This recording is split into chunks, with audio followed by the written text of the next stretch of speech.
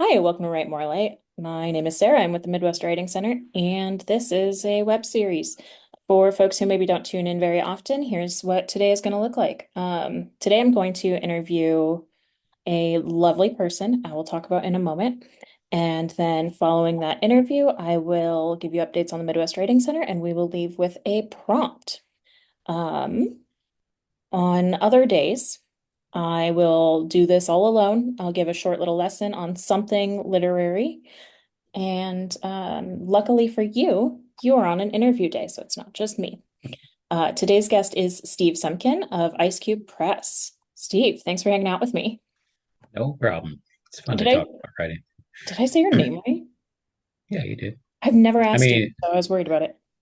it's pretty straightforward. It's like, how do you say it? It's like SEM hyphen KEN. I don't, it's Like, pretty, and I'll respond to anything. well, you never know. That's true.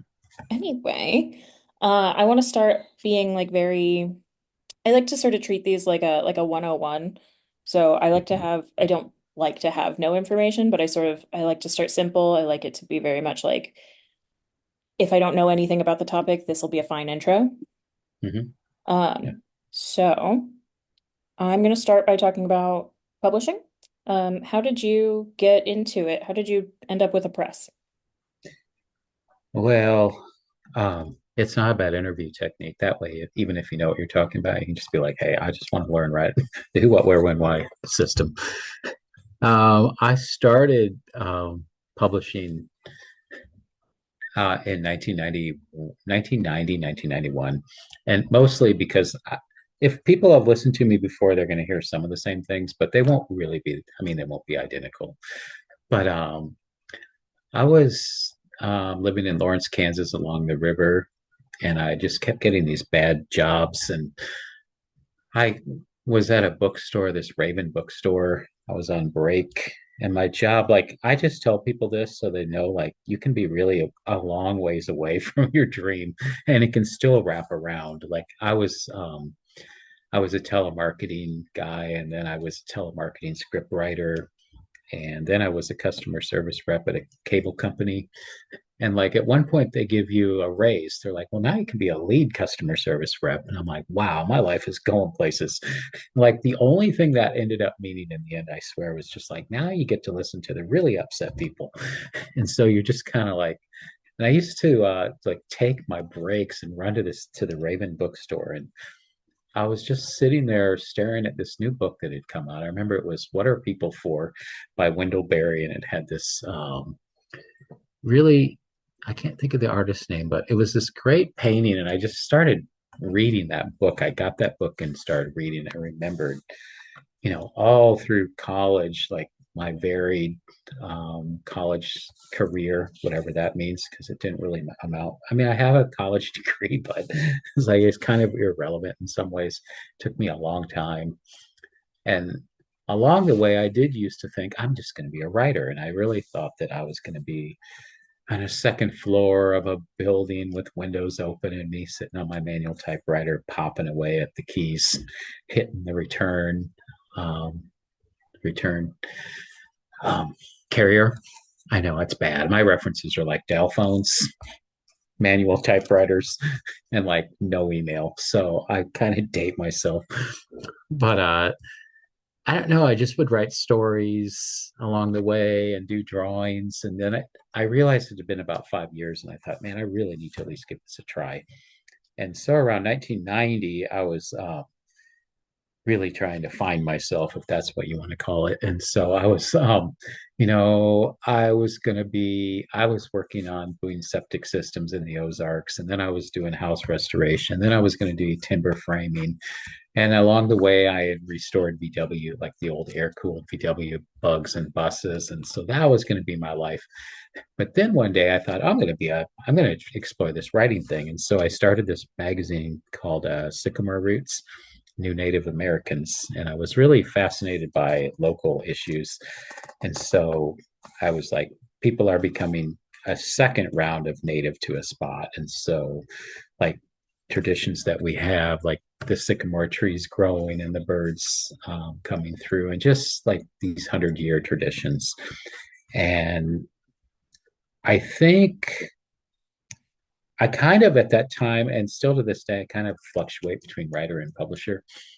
I have a writer's mentality, but a publisher sensibility, if that even is a good thing. I don't know if that's a good thing or not.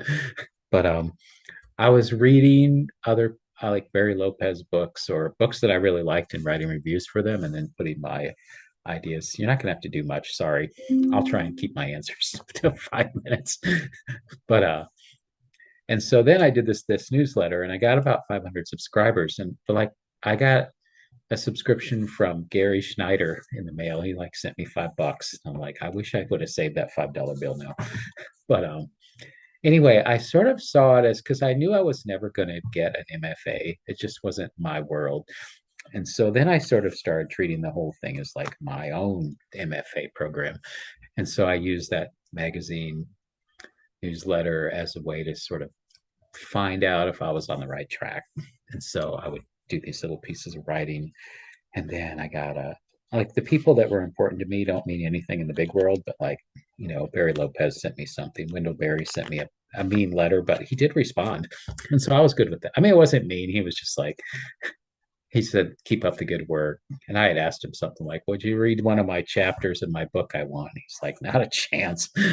But and so I think that's how I started. And then along the way, some friends of mine said you should really publish a book yourself. And so I did do that. I I did in 1991 River Tips and Tree Trunks, what became a real book in the world. And there's a lot of talk about self-publishing these days. Not so much then, but I tell as a publisher now, I'm really happy I did that for everybody else because I was so way overconfident. Um, but also, I kind of had the perfect um, beginnings to be in a publisher because I had also done magazine sales and, like I said, we've done like script writing for Business Week. So I under like the biggest obstacle I think for most writers is the simple question of like asking people to buy your books and secondly like following up. And so I would be calling bookstores and I'd say, is there a reason why you don't want to carry this book I told you about? And they'd say no. And then I'd say, is there a particular reason why you're not interested? And that little sentence right there is seemingly so hard for other people to ask. But for me, I've never had a problem with that. It's just like, is there a reason why? And they'd say, oh, we're not interested in that topic. And I'd be like, oh, okay, good enough. Or they'd say, we don't know what your discount is. And I'd say, oh, well, let me just tell you. And then they'd go ahead and buy it. So I think you kind of have, it's, there's, it, these days especially kind of have to be pushy in a good way. But if you like, I work with a lot of authors now, and I kind of coach them on how to not feel bad about asking people to buy your books, which people are very nervous about. I don't know. I'm gonna stop and see where we are on your question. So yeah, that was 35 years ago, which is insane to me. You said some beautiful things. I've been taking notes. Um, Okay. I'm going to definitely misquote you here, so forgive me. All right, good. But something about like you have a writer's brain and a publisher's sensibilities, something to that effect. It might have been the opposite of that. I Um, might have said I probably did say that. that sounds ideal. And I was hoping you could maybe elaborate a little bit on what that means. I've never said that until today. So um, I think I said publisher sensibility because I sort of see publishing as a business and of tasks that I want to get done for other people. Whereas a writer, I feel like you don't know. That's for me, that's sort of inventing and myths and creation. People ask me why I was reading this book on creation myths today, and I will answer. I think this answers your question, but people ask me, how did you start the press or why did you come up with the name of it? And I'll say, well, I um I was writing this story about this guy wandering the desert and there was this mirage out beyond there. And for some unknown reason, that character made it inside the Mirage, and then inside it was the Ice Cube Cafe. And then I thought, man, that's pretty cool. I mean, this is all going on in my mind. I did write that story, but then I swear the next day I was like, I'm going to start the Ice Cube Press. But I realized literally this morning that this Mirage thing is the perfect symbol for starting something because there's all these myths that are like the world starts from above and the world starts from below. So, like, if you have something falling into the water, you've got like the fish going, my God, it's coming from above. And if you're up above, you're like, things are coming up. And then they said a lot of the times that's sort of the mirage. And I thought, well, it's good that I created literally the press out of a mirage. Okay, so um, I just like I think the advantage of working with me as an author for their publishing act, and if you look at my webpage, I'm not taking submissions now, but I'm well aware that only slows down like 40% of the people. So I'm expecting to get stuff anyway. But I mean, I feel like I understand what it's like to write a book, and I also have developed this ability to get things done, which I think is, if I had never written my first book, I wouldn't have been a publisher, obviously, because I published my first book. But it was completing the first book that I think was the thing that taught me how to publish a book, which is obvious out loud, but like learning to start something and finishing it is really obvious on the outside, but pretty hard to do. Like most people never finish writing their books, or they think about getting something done and they can't do it. And so I've sort of learned that I treasure the words that authors come up with. And then I feel like the way I respect that is by we come up with a way to get your book into the world and we stick to that.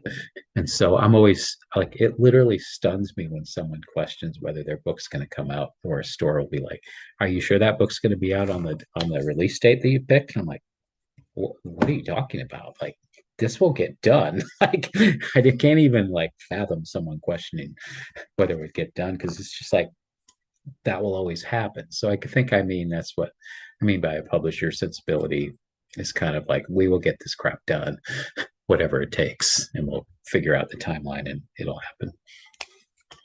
Something like that.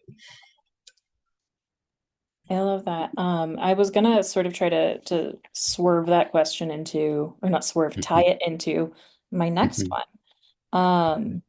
Also, wait, hold on. I wanted to say your origin story for the press. Mm-hmm. I never thought of it before, and I think that was a beautiful metaphor with the ice cube. It became way more exciting today than it was yesterday. Like before, it was just this place that you found, but I really didn't really think focus on the image of mirages. But people have always been like, I know why you did that. It's because ice, like water, freezes and turns to ice, and things change shape and form. And I'm like, that's exactly why I did that. I am just that smart that I was dealing with the Yes, transformation of yes. solids to liquids. Oh yeah, I do like that answer though, but I That didn't. happened to me once, and I'm Yeah, not going to go into detail because it was like a very right. famous it's like a very famous writer who I really admire. Yeah. Saw one of my tattoos and was like, "This is the metaphor of this tattoo," and I was like, "I worship the ground you walk on. Please say more." Yeah. Uh-huh. Right. You just keep telling me. It was really, I think that person is so cool. And I just couldn't, I was Right. like, it is now. You're correct. You are totally right. I was always wrong. I misunderstood myself. Okay, sorry. The question I was gonna try to weave into the writer brain publisher sensibilities thing was you mentioned lots of jobs that you had before that seemed to sort of be accidental like skill scaffolding for ending up as a publisher.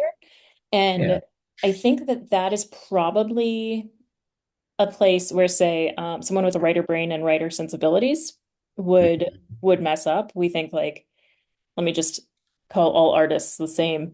Uh, but I think that we often think this is something I want to do. This is something I'm passionate about. I have a little knowledge about it, and therefore I will make it a business. But you had sort of accidentally tons of skill scaffolding going into it. Um, Right. can you I don't know, speak to what other sorts of experience might be helpful if somebody also wanted to sell their work or start Yeah. a publishing house or I don't know, become you when they grow up. Yeah. Well, I would not. Well, it's not that bad, I guess, but you'd be driving yourself crazy if you wanted to be me.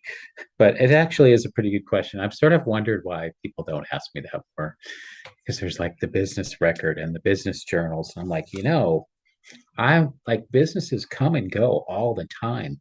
Like people start publishing papers, people start yarn stores, or like, I don't know, I see things come and go all the time. And I'm like, over here, I don't have a degree in business marketing or anything, but somehow this is year 35.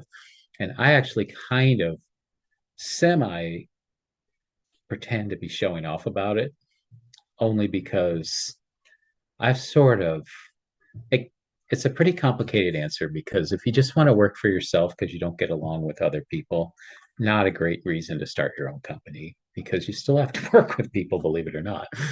And also, like, there's it's kind of it's pretty isolating to work for yourself. Like everyone was talking about remote work and remote stuff, and like I've been doing that for. I went into to not have a second job or a third job in 2001. And so for the first 10 or 11 years of this, I was always like, this was just a thing I fit in. And then in 2001, I started applying for grants and started doing contract work with like Humanities Iowa and Arts Iowa City. And so literally, it probably wasn't until um, 10, 11, 12 years ago that I was like, this is all I do now. It's just like um, it's just publishing. That's it. I sometimes don't even know how it works myself. Sometimes I feel like the best way to make it work is to not worry about selling things because as soon as you start worrying about selling books, you somehow don't sell them anymore. Um, but it's just like I don't really know why. Like I just decided that I really wanted to do it, and some of it was just like my parents. I could see were kind of like, "Oh my God, he's changing something again. Like what is wrong with him?" And I know when I left, I think it was I mean, I was doing fish packing at 4 in the morning someplace. I was like, okay, this really is ridiculous. Like I'm squirting air into a bag for 100 goldfish orders in the morning. And I think part of it was just like I always felt like I could go back and do those things. And so if anything I tried didn't work, I could always go back and be that shift manager or something. Cause I sort of feel like I tell my daughter when she was younger, I was like, honestly, if you just get the easy things right, you're probably going to separate yourself from everybody. Like, just get places on time and like, don't lie. Don't talk about like, we don't care what your politics are when you first start a job. Just shut up, get your work done, figure out what the boss doesn't want the most, figure out what people don't want to do, and figure out how to do that for them. But I mean, some of it's just like be on time and don't complain, which sounds sort of conformist, but I swear, like if once you become someone that hires other people, you're like, I really do admire those things in someone. And so I don't really know the exact answer to the question, but for me, it's been I've never taken out a loan for anything, and I've been lucky to get away with that. But I also didn't do that till I had some money saved, which is why I frequently tell people the golden rule of publishing is that like I'm going to go beyond the question now, but not really. It's kind of a business motto. Like the golden rule of publishing is do for another author what you'd want them to do for you. And so, like, so many people will come in and like stand. Like this weekend, I was doing a book fest in Iowa City, and it's like all these people that like want their book published, and like they won't even like look at other people's books. And they're like, "Well, what do you publish?" I'm like, "Well, stuff like this." They're like, I'd love to have you publish a book. And then I say, well, how do you even know these aren't full of mistakes? Like, you're not even looking at them. They're like, well, I mean, I don't know. I just want to get my book published. It's like, I get it. But it's like, if you don't buy other people's books, then we're never going to keep in business. So it's always been like, this release is what's going to pay for the next release. And it sort of goes like that. People say they get them at the library. I love libraries, but if I only sold one book in Iowa City to the library, that'd be a huge problem for me. So I mean, there's I don't. That sort of relates to if someone wanted to be like me, they'd have to be pushy like that, or they'd have to realize that it's like it's a passion. Oh, yes, but it's more than that. It's something I recognize. Like I have more passion to be a writer than I do to be a book publisher. But I realized that I had this, whatever skill set means. I had the mentality of a publisher when it when it when presented with trying to figure out how to make money. And so I've sort of followed something close to what I'm the most passionate about, if that makes sense. I thought I was unmuted and I was not. Yeah. Yeah, actually, so there were, oh shoot, I did not take notes that time. Uh, It's okay. It wasn't that there's noteworthy. something I find myself saying all the time, and people just don't want to hear it about just like Mhm. getting published in like a journal. If you don't read the Right. journal, like you have no idea what they Right. do. Like, how are you gonna just, Hmm. you and It's I kind of feel like you weird. made, yeah, go ahead. Oh, I was going to say it's weird how people just don't even like pay any attention to anybody else. I mean, I get that, but it's just it's very odd to me that people are like I used to when I used to be kind of more into Twitter than I am now, and it was a real thing. But I mean, I used to do like publisher pickup lines, and I'd be like, "There's nothing the best pickup line ever for a publisher." It's like, "Oh, I love the last 5 books of yours that I bought," or something. It's like you don't have to buy a book for me to publish you, but it does prove that you are interested enough to do the most basic thing that I do, which is like I make books that I want people to purchase and then read. So there's various things like that. Yeah, and it's also like I don't I wouldn't say that you have a niche in what you publish. I've read I think of four of your books, not five. I was gonna be like, hey. A good pickup line. Um, um, but like It's you mostly don't just a catalog you of my still do, curiosity, right? right? Like if you can Yeah, if one person in your instance is selecting the works to be published, like just reading a couple of the books will show you what they're into, which is right. that a time commitment? Not as much as publishing is. Not No, it is kind of like people do say, "What's the theme here?" when they'll stand and look at stuff. I'm like, well, at this point, I mean, it's always like my mission. What's the whole joke? Like, tell your mission within the on the elevator. And so mine is like I got it memorized. It's like using the literary arts to better understand how we can best live in the Midwest. So that's just like poetry or biography. If someone submitted a musical to me, I'd be down on that. Biographies, whatever it takes. And so I also realize that I trust myself enough to pick the books that interest me. And so, really, the press is just like, oh my God, Steve wanted to learn about water issues. So he found a book about water issues and published it. Then there's one on like the the Oakdale prison choir.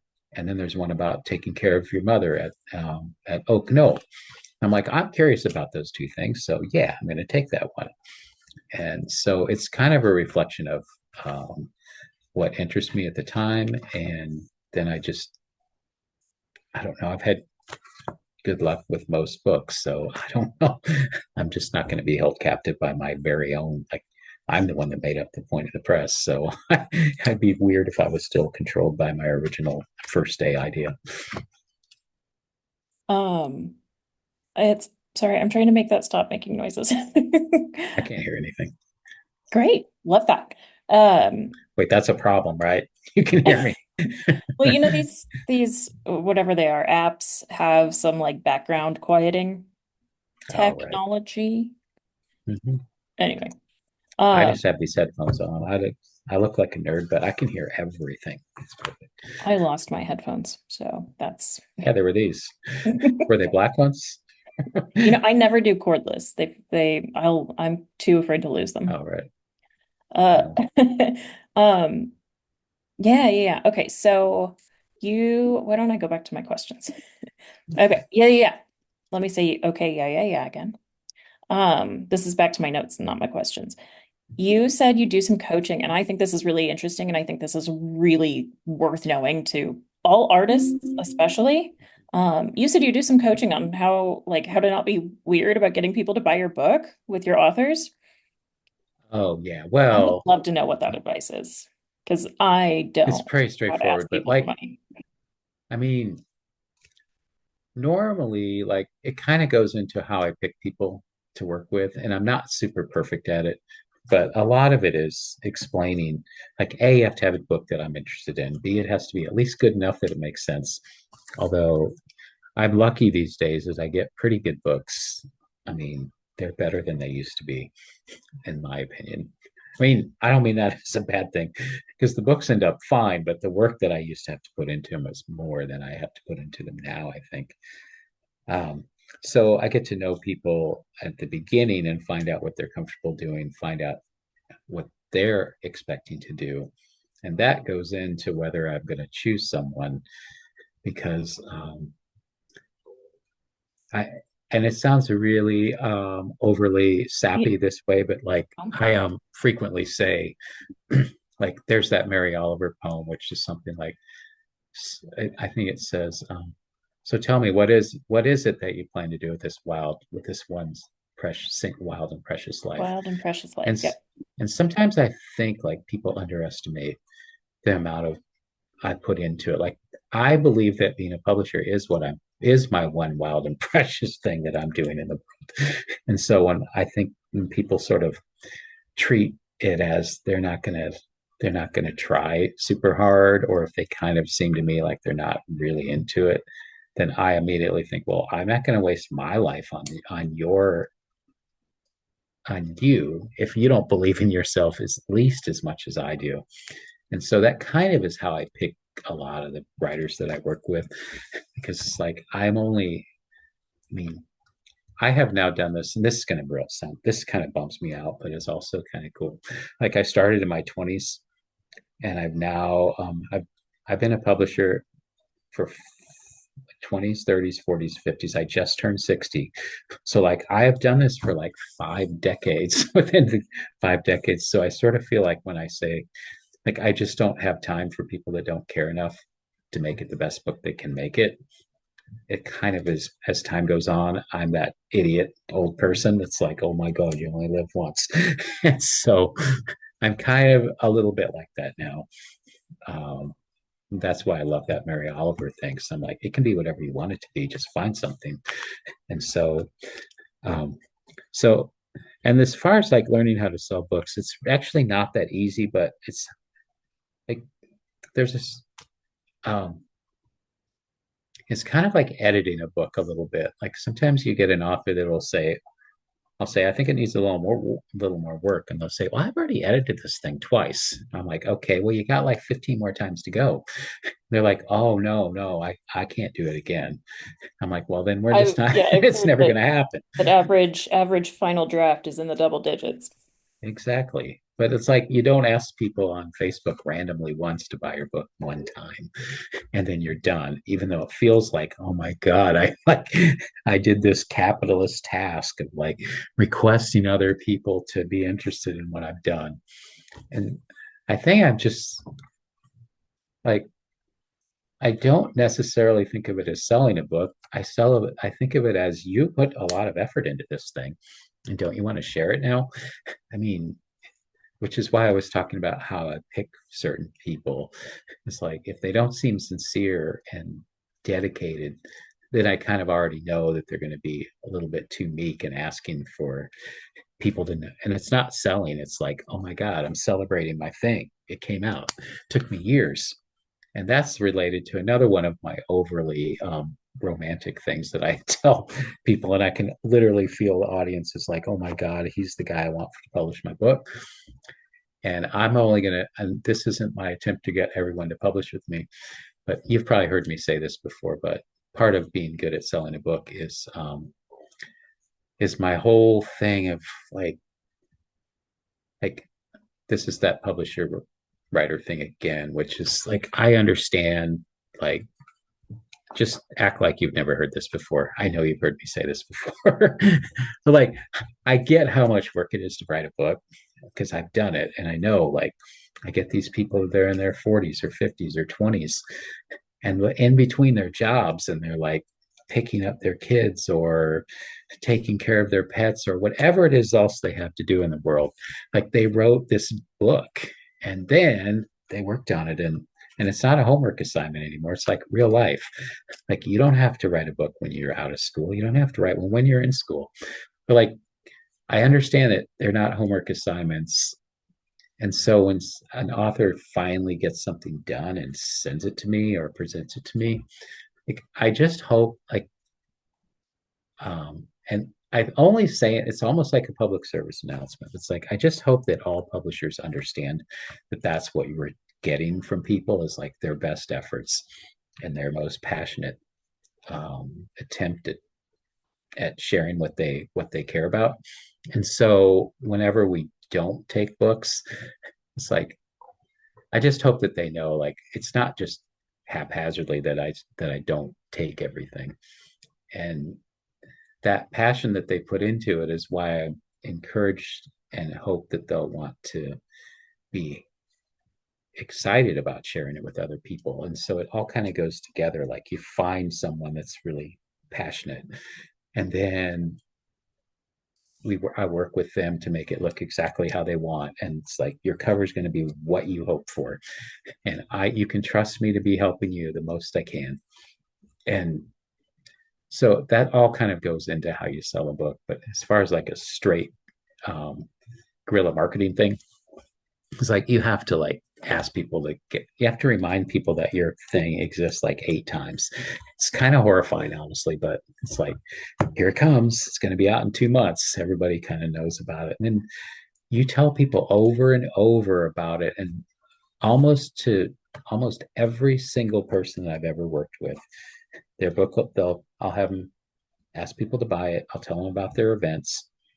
And then about a month after the book comes out, you'll like email all your friends and say, I have a new book out. I'm like, what the heck? When did that happen? They're like, I told you about it a million times. I was on like Talk of Iowa. I was in the paper. They're like, I don't know how I didn't hear about that. So like you can just keep reminding people and you're not harassing others. You're just like, oh my God, I didn't even know about it. So I don't know. That's not a really great answer on it, but there's no such thing as like if it's just like today I'm going to sit down and try my hardest to literally sell a book. It's not exactly like that. I mean, but it's not. And I do think, I you mean, know, there's something very romantic about, I think, I assume the way most of us think about it is very romantic in that, like, our book gets picked up and mm-hmm, then it's perfect. mm-hmm, right. And then someone else announces it, and then we are rich and famous. Mm-hmm. Yeah, it usually And works like that. um, and like it's super uncomfortable to like ask people to care about art, especially like people a lot of the times are like, so you're giving me a copy, right? And you're like, no, no, Mm-hmm. I had to pay for that actually. Like I had to pay for that copy. Why? Why would It's I give it to you? Right. I think people don't realize they're being disrespectful when Yeah. they ask for free art, but they are. Mm-hmm. PSA, don't ask for free art. Yeah, no kidding. Never say, oh, that sure is interesting. Never say that phrase. And then secondly, don't expect to get it for free. Oh, I don't know. I don't want people to know that they can't call things interesting because then I won't Oh, have a then I oh won't be no, you able don't want to that. know that they are Oh, not. isn't that the catchphrase though? Or that sure is different, or that sure is interesting. Yeah, I've yeah, heard that a no. lot. I Like want those that sure is interesting. I'm like, can you give me 2 more words? I want those people to not know that I know that they're being insulting. Well, that's true. Yeah, don't give away that secret. We're like, oh, okay, move along. It's okay. Jerks don't watch our videos.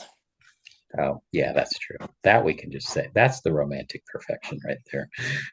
No Uh, jerks allowed, and we don't even have to try. yeah. Perfect. Yeah, there's a lot of like author events and people get nervous about, and they want to do lots of they want to. I think isn't it like when Harry Met Sally or some movie with an author in there, like lines and lines of people like up there for this person's new book release. You're like, it's not going to be like that most of the time, if ever.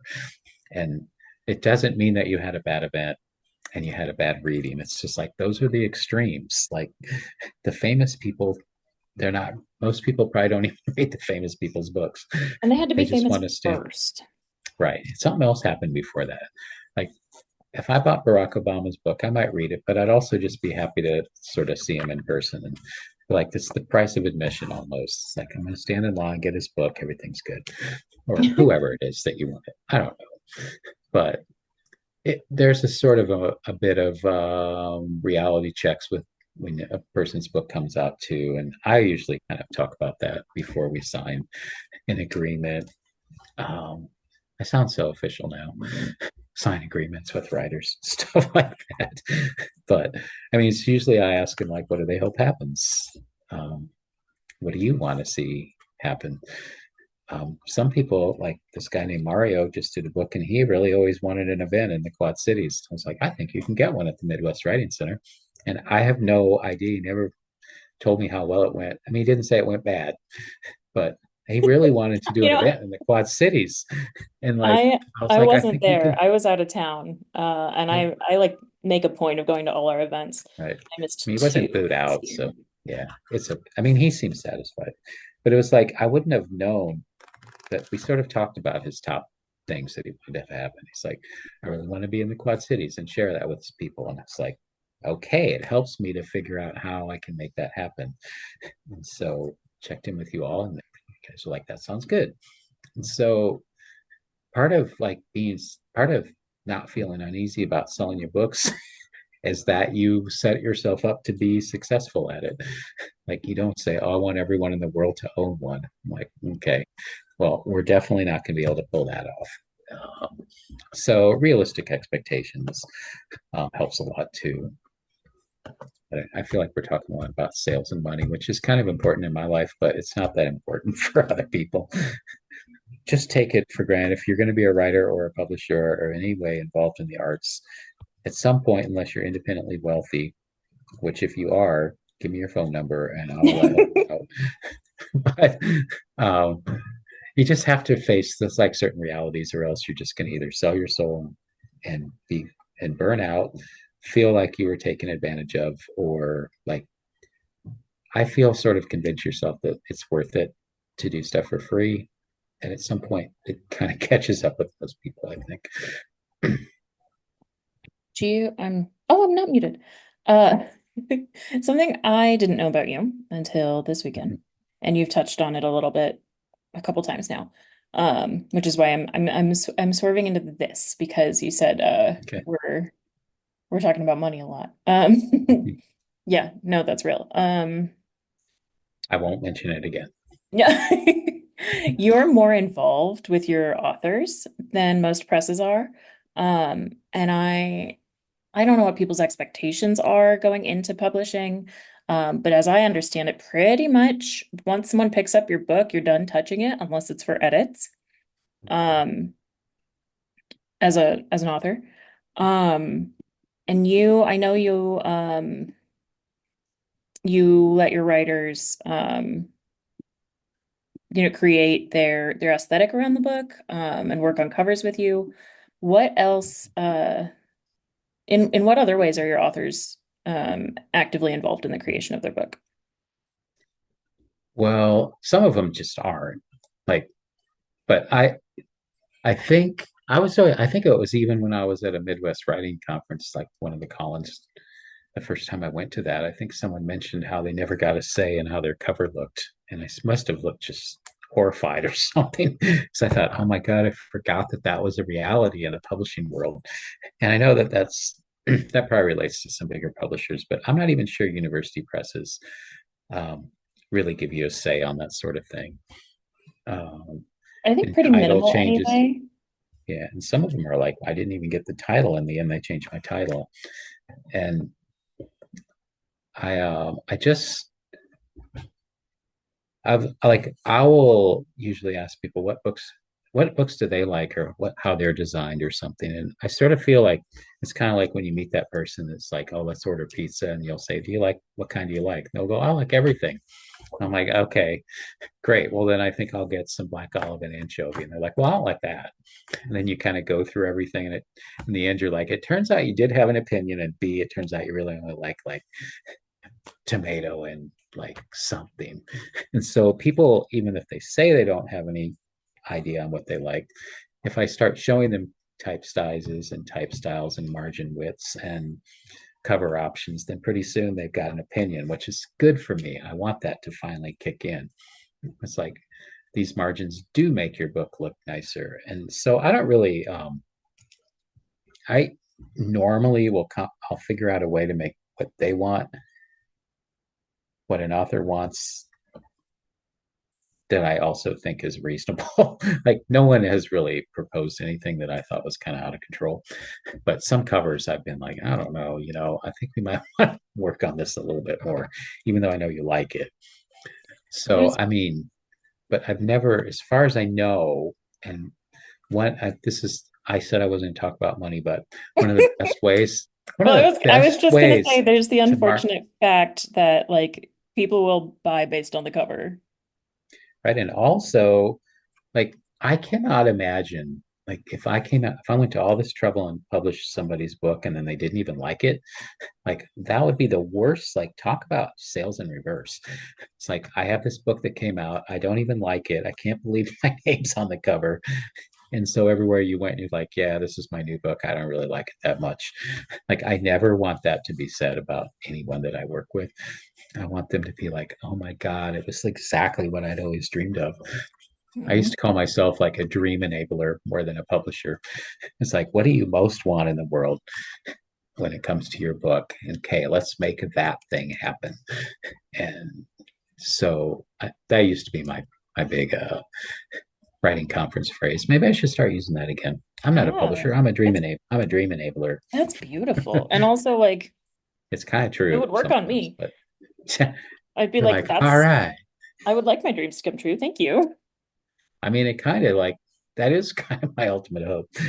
But it's like you always wanted this, you put all your effort into it. We picked it, we thought about how to do it, and it happened. Like so. And I don't remember the original question now. Oh, how involved? Well, I'm pretty involved. Um, I don't know. We're sort of like most authors and I are best friends for about a year and a half. And then their book sales slow down, and suddenly I don't hear from them anymore. But that's not always true. Sometimes they do. But Do you it's because you're such a small operation. mhm. Okay, this is probably gonna be my last question. I just checked the time. So, Okay. uh, after I ask this, please I'm just also going to tell say me yes or no. everything I forgot to ask. Okay. The opposite of what you thought.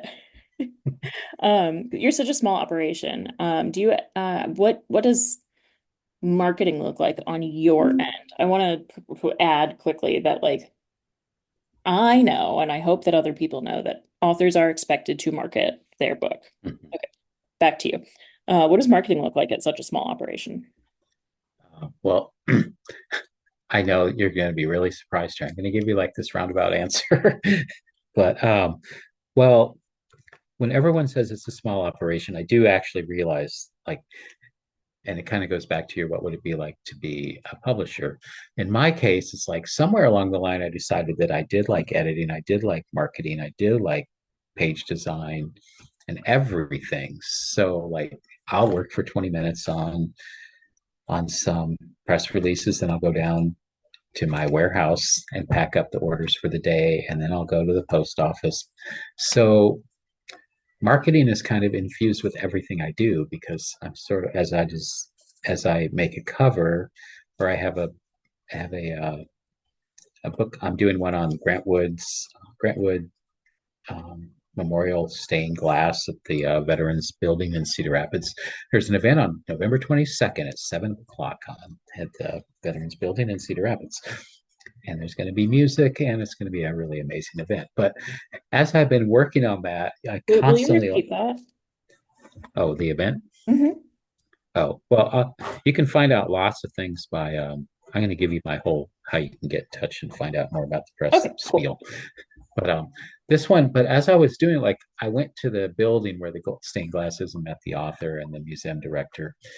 And suddenly you realize, okay, it's the Veterans Building in Cedar Rapids. So we could market this to anyone that's associated with Cedar Rapids, downtown Cedar Rapids, artists. And so as I'm creating a book and learning about what it's about, I'm constantly making lists of where I think events and who it else would be interested in it, which is kind of the advantage of doing everything, is that marketing is infused with literally getting the facts and the cover and the photos and talking to the author.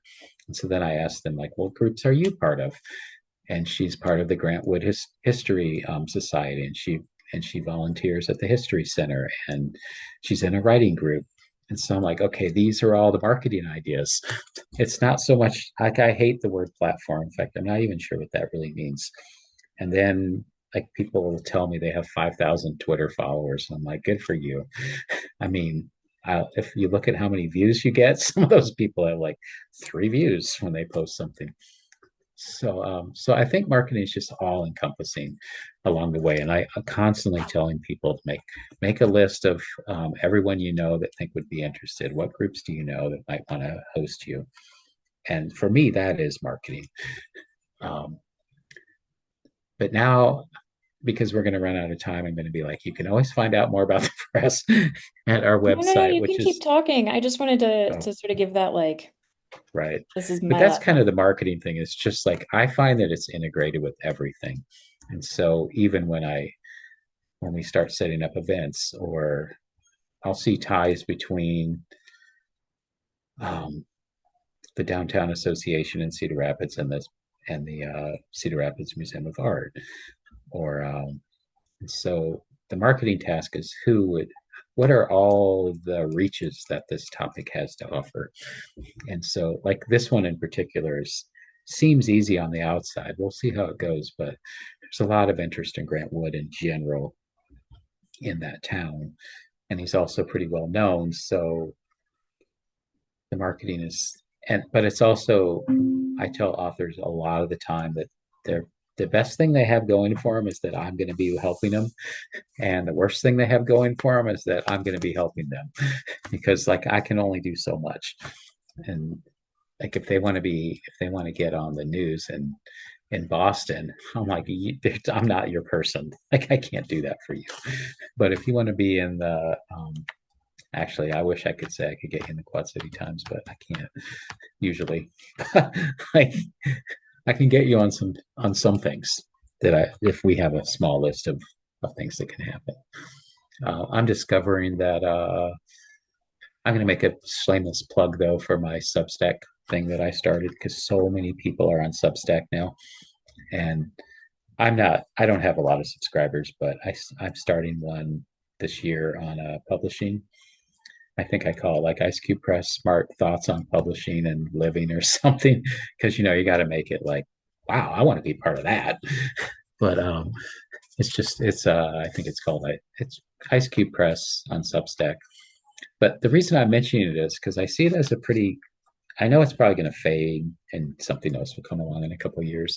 But right now, it's kind of a great way to test your writing out with people. And some people are making their entire living off Substack. I have a friend who's paying for his kids' college education by the Substack subscriptions. And I know people are making, just literally people I know are making over 6 figures on Substack. And they always like to show it off. But they're like, here, look at my screen. I'm like, I get it. You're amazing. But still, it's there to be. Um, and I kind of like, the lowest thing on my list now is kind of my website, other than just being able to buy books there, because they're sort of stagnant to me. But I try and do Facebook as a marketing thing. But one time I made the mistake of paying for an ad on Facebook. So now I think they're like, unless you pay, man, we're not sharing that with anybody. Who knows? It's a big conspiracy theory, but anyhow, um, I don't know. I try everything as best I can when working with whoever it is that I'm working with. Is that, I don't know. I give pretty decent answers, right? Yeah, no, that All was right. exactly what I asked. Okay, good. There's not like a right answer. I just feel like Right. people Oh, I know that. um I'm always worried that it's going to sound too insider, but it's like anybody, like whatever I do is something that will always adapt to somebody. So I don't have like a set recipe. I mean, I have ideas in mind and guidelines, but like we'll always sort of work out an individualized thing, figure out what works best for each person. And therefore, I can really only do 6 to 8 books a year because it takes a lot of effort to do that. It takes about 1 year once this is a question you probably meant to ask when you said, what did I forget to ask? I think people are a little curious, like what happens when your book is accepted. And so it takes about a year to get it out in my system. And so, because I like to do these pre-pub galleys that you send to publishers weekly. And then of course they ignore you anyway, but if you don't try, you won't get it. And so all of these things that I'm talking about, like we're going to figure out your possible events and your marketing and um, boost your enthusiasm to be a book sales over the course of a year or so. And so that seems to be a good pace for most authors to go with because it doesn't happen too fast, but you're always doing something to get to that release day or release week or release month or whatever you want to call it. That is, I am glad you said that. Um, I don't want to stop talking. I feel like I know I have more questions, but maybe you'll come back and we can do this again. That's true. For And we more can do information, the exact same there's not question that much every left to time. say. Like I'd just be making stuff up now. I've said literally every single fact I know in the universe at this point. I have said every fact I know. Next stage of this program is I'm going to give updates on the Midwest Writing Center. Um, Right. while I move around all goofy for everyone's useful knowledge, today is October 24th, 2024. Oh, that's fun. And tonight we have this really incredible program going on at Roz Talks. That's in downtown Rock Island. We're going to open at 6 o'clock with a free writing workshop with poet professor Gina Franco. The theme of the workshop, though I haven't seen, though I don't know what the prompt is or what it'll look like entirely, is writing between worlds. Gina Franco is an incredible, incredible teacher, an incredible, incredible poet. Um, so we're really lucky that she's running that workshop, and that is totally free. Then at 7 p.m., there's an open mic. You gotta first come, first serve. So you gotta sign up early. You get a 5 minute limit on that, and then at eight, yes, okay, at 8 o'clock, our featured readers will read, which of course, Gina Franco is our headliner, and we've also got Melissa Conway and Zafira Hassan reading tonight. This weekend, our online writers studio group is having a rain date. So if you are interested in Writer Studio, but for whatever reason, the first and third Saturday of the month doesn't work for you, which is our regular groups. Oh, I should rewind. Writer Studio is a workshop group, so a critique group where you can work with your friends. Again, that one is also totally free. The link, I can put the link to the Zoom. Most people return. Are you all really mean to each other? No, that's not People allowed leave in in tears. my They're like, group. okay, you're gone. I was I going to don't. say along, can I interrupt you for half a second? Because you were talking about the events and it dawned on me like when that those open mics are great. Like that's how I met that Sal Marisi is one of those events. And I told him during the writing conference, I was like, I'm going to do a book of yours, Sal. So like, give it your best shot whenever you do those open mics. You never know who's sitting in the crowd that'll be like, this could be the person that really changes your life a little bit. That's yes. Thank you for saying that. Oh, thank you for saying that. We've also from the conference, which thank you for having come to our conference. We've known a handful of people who've gotten agents Yeah. and books that way. It's really I can't I heard a weird noise, sorry. I can't really like oversell it. It's too Yeah, it's a it's great so good. conference, David. Right? Yeah. Yeah. What else do we have coming up? Of course, the first and third Saturday of next month is coming up, my goodness, which is again Writers Studio Day. Oh, of course, November workshops. I know what's going on. Um, November 9th, we have a really special workshop on bereavement.